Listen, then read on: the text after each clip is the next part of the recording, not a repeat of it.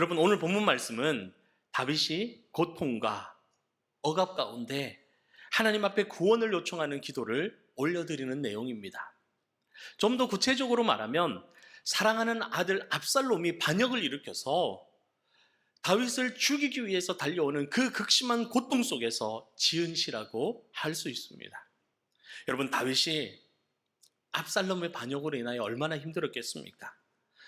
살기 위해서 아들을 피해서 허겁지겁 도망가야 되는 그런 상황이었던 거예요. 그때 사람들이 돌을 던집니다. 비난을 합니다. 티끌을 뿌리면서 온갖 욕설을 퍼붓는 사람들이 있습니다. 조롱하는 사람들이 있습니다. 아직 내가 왕인데 쫓겨나서 궁궐을 나올 때에 마치 내가 버림받은 것처럼, 하나님으로부터 버림받은 것처럼, 이제 모든 것이 끝난 것처럼 나를 조롱하고 핍박하고 돌을 던지고 티끌을 뿌리며 조롱하는 사람들이 있었다라는 거예요. 여러분, 다윗의 마음이 어떠했겠습니까? 얼마나 참담했겠습니까? 얼마나 그 마음이 무너져 내렸겠습니까? 그런데 그것보다 더 참을 수 없는 일이 뭐냐면 내 아들이 내게 칼을 겨누고 달려온다라는 거예요. 그리고 내가 목숨을 걸고 믿었던 나의 부하가 그들과 함께 해서 나를 죽이기 위해서 함께 달려오고 있다라는 거예요. 여러분, 그 사실을 알 때 다윗의 마음이 얼마나 힘들었겠습니까?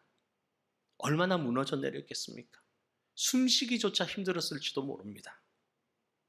그래서 2절 말씀을 보면 인생들아, 어느 때까지 나의 영광을 바꾸어 욕되게 하며 헛된 일을 좋아하고 거짓을 구하려느냐 한탄하면서 절규하는 겁니다.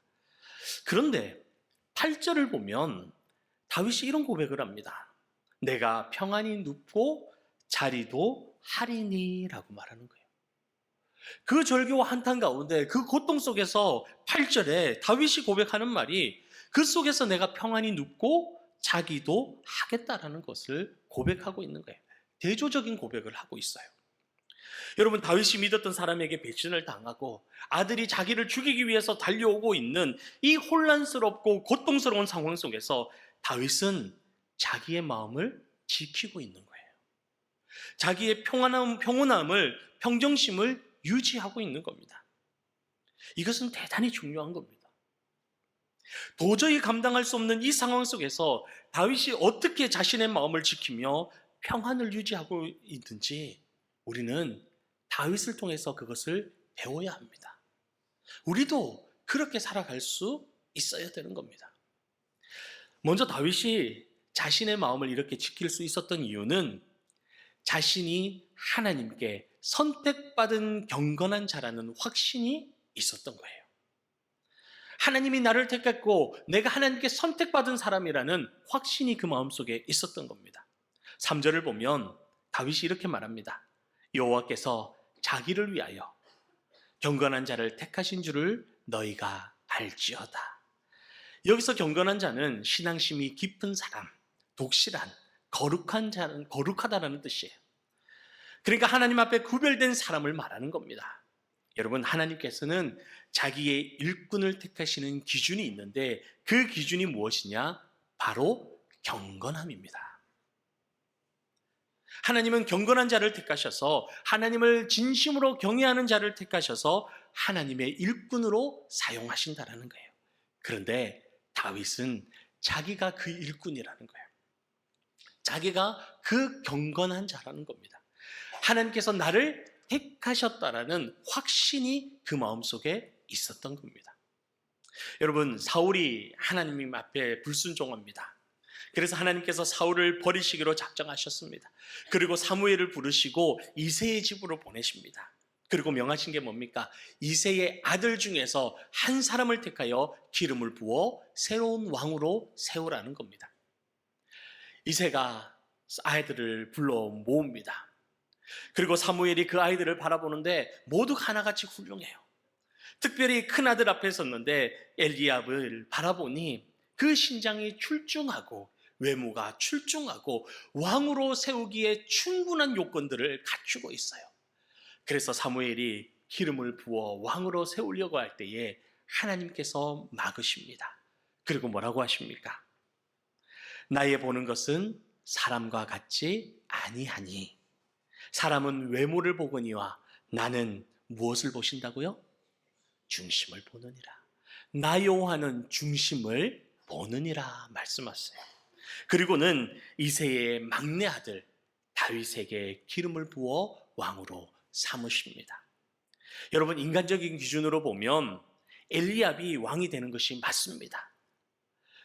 오히려 다윗은 사람들이 보기에 왕의 제목이 아니었어요. 보잘것없었습니다. 오죽했으면 그의 아버지가 아들들을 다 불러 모을 때 다윗은 부릅니까? 안 부릅니까? 안 부릅니다. 다윗은 부르지도 않았어요.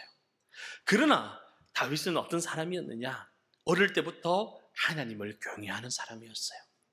하나님만 바라보는 경건한 사람이었습니다. 그러니 하나님께서 보실 때는 그 모든 아들이 합한 사람이 아니라 하나님 기준에 꼭 맞는 사람은 바로 다윗이었던 것입니다. 이런 사람이 저와 여러분 되기를 축복합니다. 다윗은 그 확신이 있었어요. 나를 하나님께서 택하셨다라는 확신이 있었던 겁니다. 그러니 이 혼란 속에서도 나와 함께 하시는 분이 누구라는 믿음이 있었어요? 하나님. 하나님이 나와 함께 하신다라는 확신이 있었던 겁니다.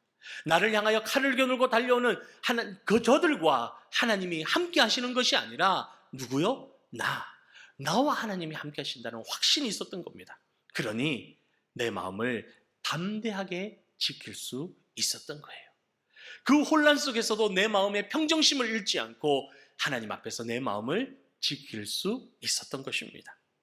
여러분, 로마서 8장에 보면 바울이 이렇게 얘기를 합니다. 내가 확신하노니 사망이나 생명이나 천사들이나 권세자들이나 현재일이나 장래일이나 능력이나 높음이나 기품이나 다른 어떤 피조물이라도 우리를 우리 주 예수 그리스도 안에 있는 하나님의 사랑에서 끊을 수 있다 없다? 없다. 없느니라. 바울 역시 하나님께서 함께 하신다는 확신이 있었습니다. 그래서 고백하는 것이 무엇이냐? 내가 확신하노니 그 어떤 것도, 그 어떤 힘도 나를 하나님의 사랑에서 끊을 수 없다라고 고백하는 거예요. 바울은 이런 확신이 있었기 때문에 광풍이 물어치는 그 바다 속에서, 그 배 위에서 모든 사람들이 두려웠을 때에 바울은 담대하게 자신의 마음을 지켰습니다. 평정심을 유지했어요. 온유함을 지켰습니다. 사랑하는 성도 여러분, 여러분은 하나님께서 택하신 하나님의 거룩한 백성입니다. 이것을 믿으십니까? 하나님이 택하심을 믿으십니까? 하나님이 나와 함께 하심을 믿으십니까? 그 믿음이 어디까지 가야 되느냐? 바울의 말처럼 그 어떤 것도 사망이나 생명이나 천사들이나 권세자들이나 현재일이나 장래일이나 능력이나 높음이나 기품이나 그 어떤 피조물이라고 할지라도 우리를 하나님의 사랑에서 끊을 수 없다라는 거예요. 그 확신을 가지셔야 돼요. 하나님이 나를 택하셨기 때문에 하나님이 나를 지키고 보호하시니 그 사랑에서 끊을 자가 아무것도 없다라는 것입니다. 그러니 내가 어떻게 해야 됩니까? 내가 내 마음을 지켜야 되는 거예요. 흔들리지 말아야 되는 겁니다. 사망이나 천사들이나 생명이나 그 어떤 힘으로부터 내 마음이 흔들리지 않고 내 마음을 지킬 수 있어야 되는 것입니다. 하나님께서 나와 함께 하시기 때문입니다.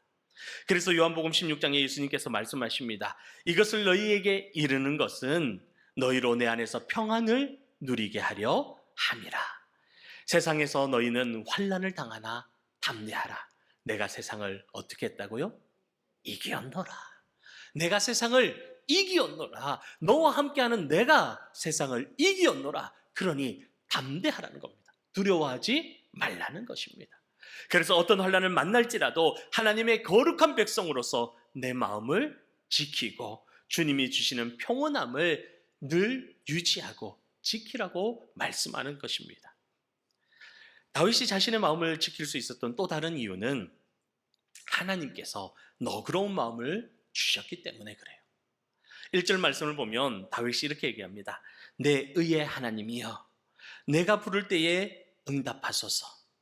곤란 중에 나를 너그럽게 하셨사오니 내게 은혜를 베푸사 나의 기도를 들으소서라고 고백을 합니다.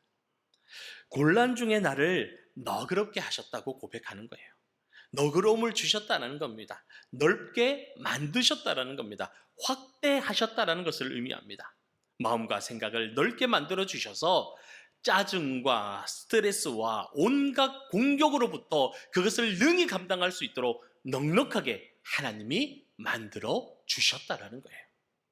여러분, 사람이 어렵고 힘들면 어떻게 됩니까? 그 마음이 위축됩니다. 마음이 다치게 돼요. 특히 사람들로 인하여 괴로움을 당하고 억울한 일을 당하면 울분이 터져 나오고 마음이 움츠려듭니다. 생각이 좁아지고 편협해지고 심지어는 내가 옹졸해집니다. 아마 그것을 한 번쯤은 다 경험해 보셨을 거예요. 그런데 하나님께서 다윗의 마음이 움츠러들지 않도록 하시고 옹졸해지지 않도록 그 마음을 어떻게 해요? 넓게 해 주셨다라는 거예요. 하나님이 그렇게 지켜 주셨다라는 것입니다. 예전에 어떤 사업가가 뉴욕 출장을 갔는데 거기서 안타까운 소식을 듣게 됩니다. 자기 아들이 상급생들에게 폭행을 당해서 죽었다라는 거예요.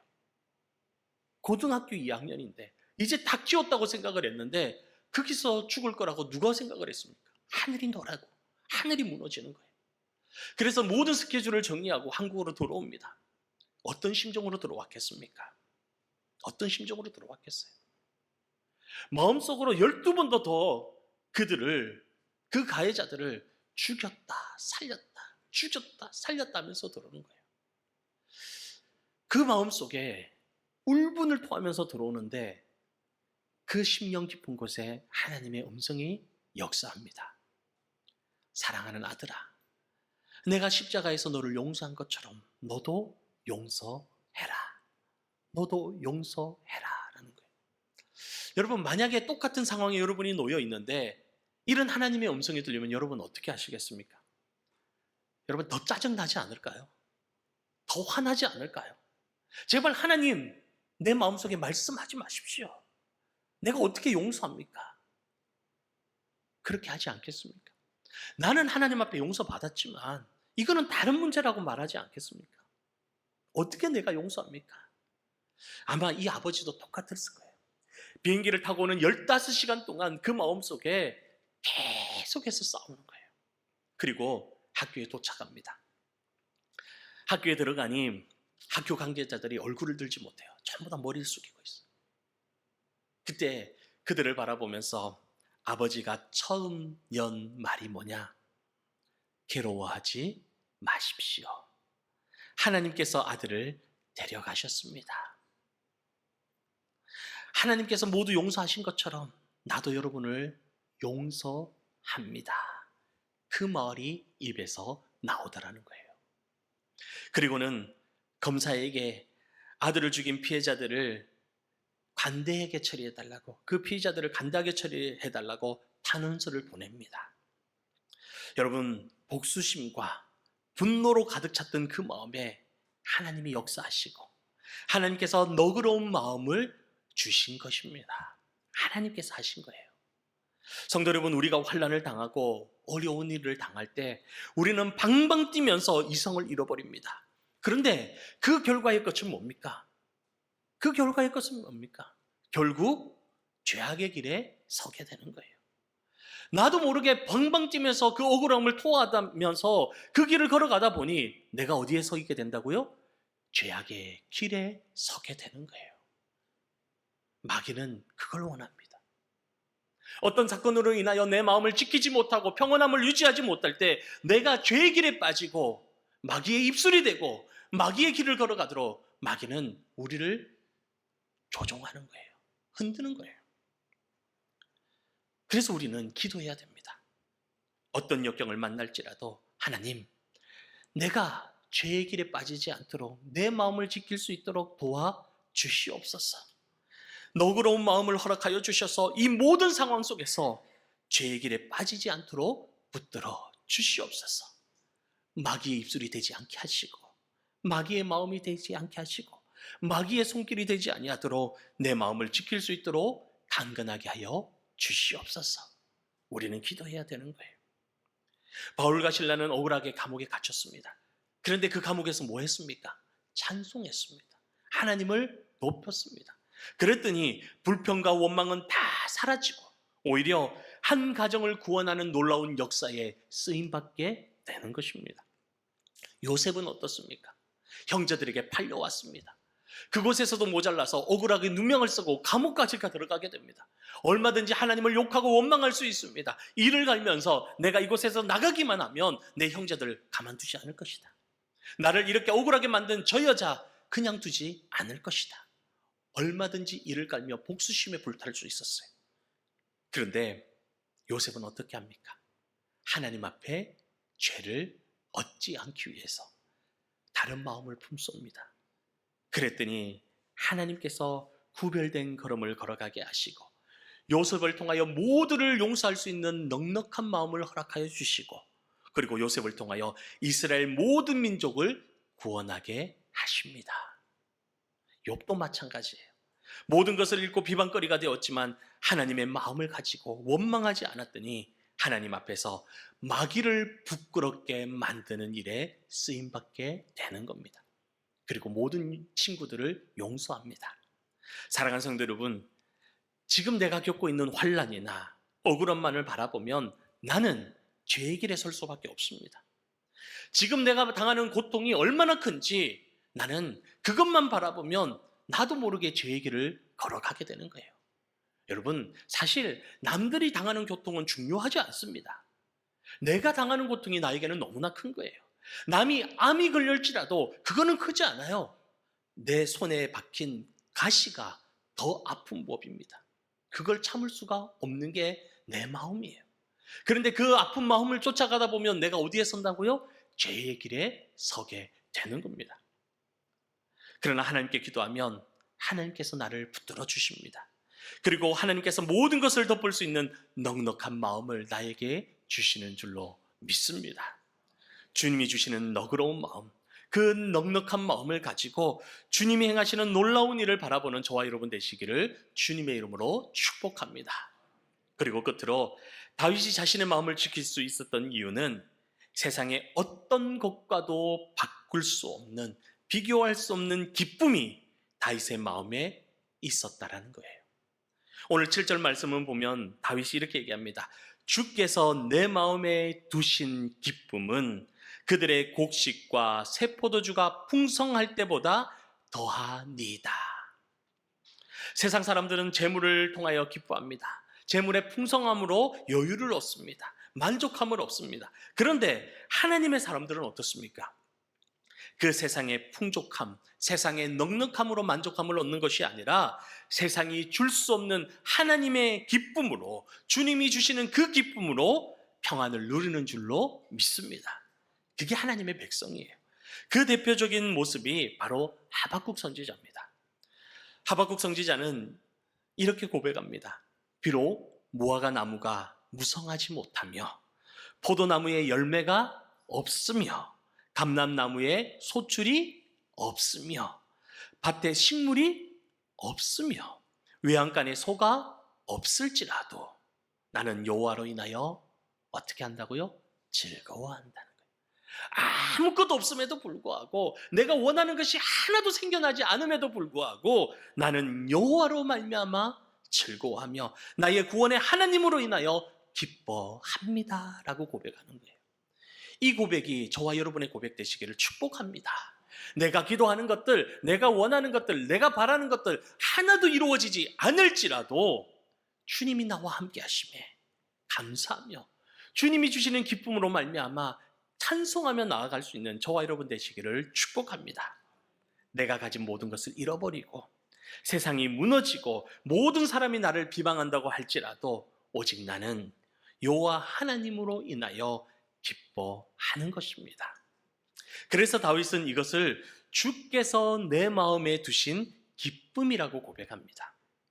보편적으로 없다라는 것, 내가 가지지 못했다라는 것, 부족하다라는 것, 궁핍하다라는 것은 짜증나고 원망스럽고 불평과 낙심의 원인이 됩니다.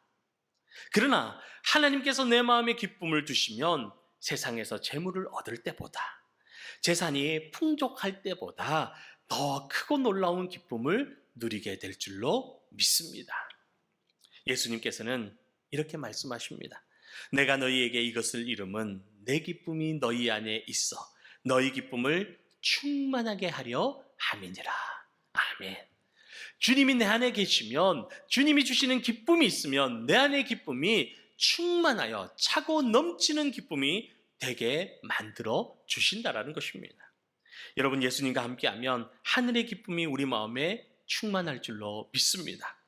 이런 기쁨이 있는 사람은 어떤 장소에서도 찬송합니다. 초막이나 궁궐이나 내 주님과 함께하는 곳에서 하늘의 기쁨을 맛보게 되는 줄로 믿습니다. 그래서 사도 바울은 채찍에 맞고 감옥에 갇힌 상황에서도 기도하고 찬송하며 하늘의 기쁨을 누리고 있었던 것입니다. 사랑하는 영일만의 성도 여러분, 다윗은 8절에 이렇게 고백합니다.